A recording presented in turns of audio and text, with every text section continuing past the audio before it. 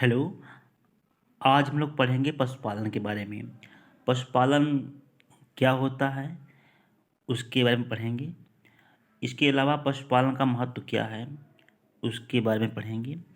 तो पशुपालन हमें पढ़ना है और उसके बारे में हमें उसकी परिभाषा लिखनी है, फिर उसका महत्व क्या है वो लिखना है। तो सबसे पहले हम लिखते हैं कि पशुपालन है क्या। जानते हैं पशुपालन है क्या? आप जानते हैं पशुपालक जो पशुपालन होता है ये व्यवहारिक विज्ञान की एक शाखा होती है जो कि पालतू पशुओं को मितव्यतापूर्ण एवं स्वास्थ्य रखने की एक कला का बोध कराती है। यानी आप कह सकते हैं पशुपालन व्यवहारिक विज्ञान की वह शाखा है जिसके अंतर्गत पशु प्रजनन, उनके भोजन की व्यवस्था, रहन सहन एवं पशु चिकित्सा का गहन अध्ययन करते हैं, उसे हम पशुपालन कहते हैं। पशुपालन का जो महत्व हमें पढ़ना है तो हम देखते हैं कि पशुपालन है क्या। सबसे पहले आप लोग लिख लीजिए कि पशुपालन की परिभाषा क्या है। इसे आप स्क्रीन शॉट ले लीजिएगा कि पशुपालन व्यवहारिक विज्ञान की वह शाखा है जो कि पालतू पशुओं को मितव्यतापूर्ण एवं स्वास्थ्य रखने की कला का बोध कराती है।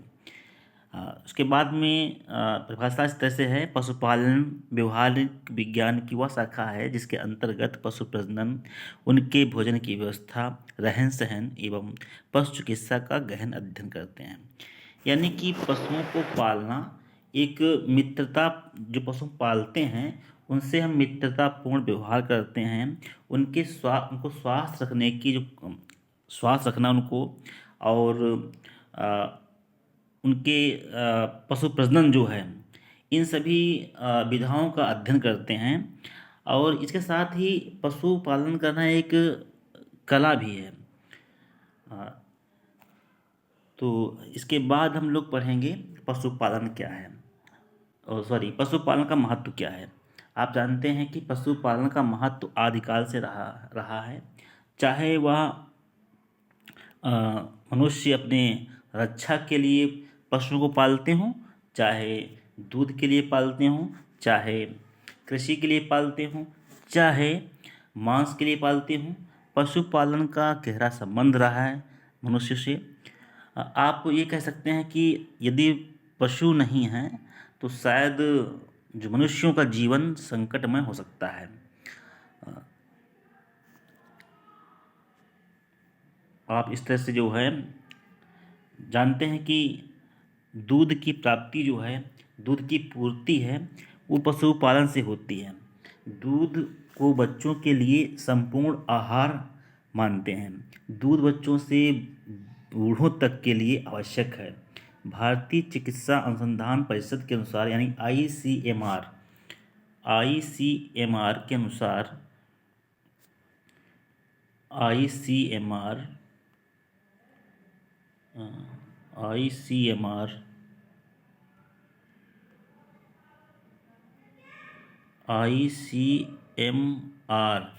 यानी Indian council of medical research के अनुसार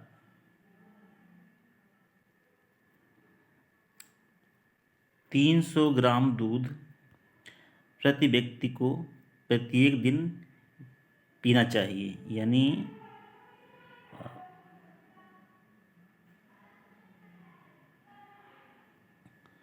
300 ग्राम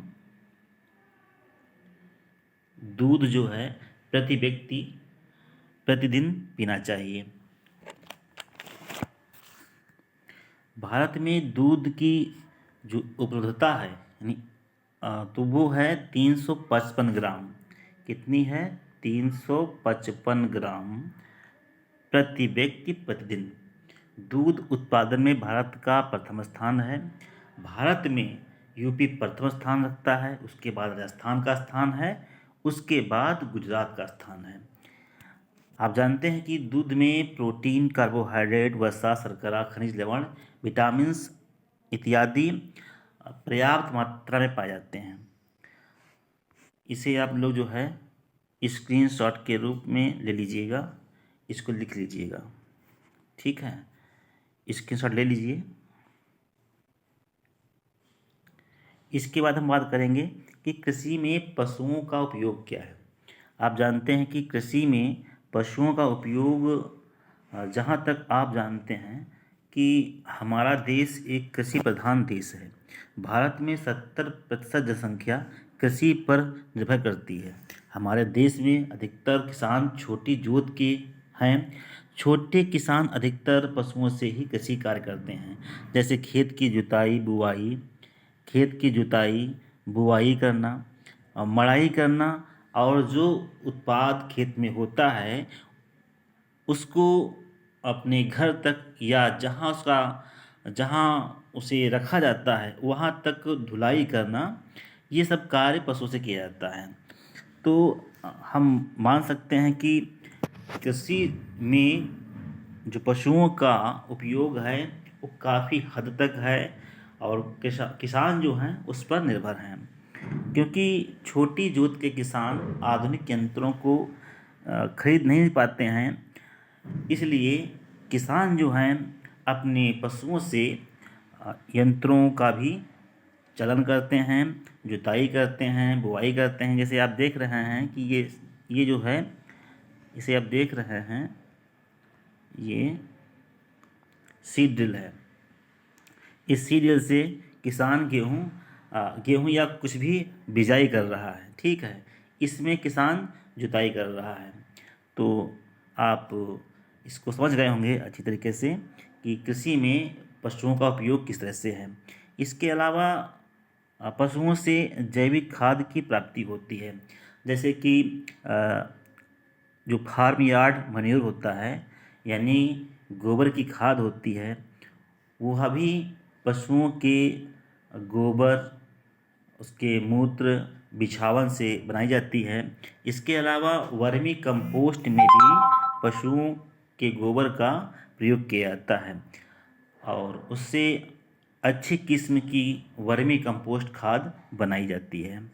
जैसा कि आप देख रहे हैं, जैविक खाद की प्राप्ति पशुओं के गोबर से, मूत्र, बिछावन से कंपोस्ट खाद तैयार की जाती है। आप गांव में देखते होंगे कि किसान जो है, जो पशुओं का गोबर होता है वो कहीं पर इकट्ठा कर देता है, और उसी खाद को सड़ने के बाद वह खेत में डाल देता है। लेकिन किसान भाई अगर इसको ऐसा करें कि किसी गड्ढे में जो है उसी गोबर को डाला जाए, और उसके बाद में जब वो सड़ जाए तब खेत में डालें, तो उससे अच्छा लाभ मिलेगा। क्योंकि जो ये गोबर का ढेर लगाते हैं तो वहाँ पर जो बरसात होती है, तो बरसात में इसका जो पानी बरसता है, पानी बरस करके ये इसके कुछ न्यूट्रिएंट्स को, तत्वों को अपने साथ बहा ले जाता है। यदि ये गोबर किसी गड्ढे में पड़ा होगा तो वहाँ से ये इसके जो तत्व हैं, उसके न्यूट्रिएंट हैं, वहाँ से पानी के साथ बह नहीं पाएंगे। तो आप लोग इसको नोट कर लीजिएगा।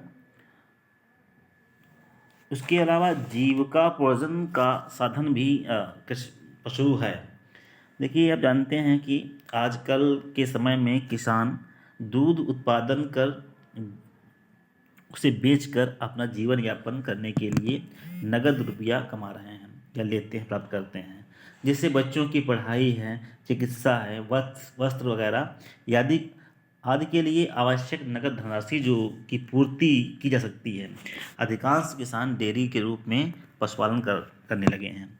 देखिए, अब आज के समय में जो है किसान जो है पशुओं को डेयरी के रूप में प्रयोग कर रहे हैं, और करना भी चाहिए, क्योंकि सभी को नगद धनराशि की आवश्यकता होती है, पैसों की आवश्यकता होती है। उसकी पूर्ति के लिए किसान के पास स्रोत क्या क्या हैं। सब्जी का उत्पादन है, लेकिन यहाँ हम बात कर रहे हैं पशुपालन की। तो पशुपालन में डेयरी अगर किसान खोलता है और उस दुग्ध को उत्पादन करने के बाद में उसको बिक्री करता है, तो उसको नगद पैसे भी मिल जाते हैं, जिसकी वो अपने परिवार में चिकित्सा है, बच्चों के फीस है, कपड़े आदि के जो भुगतान है या धनराशि को जहाँ देना होता है उसका वहाँ यूज़ कर सकता है। तो आप इसको जो है अच्छे से देख लीजिएगा।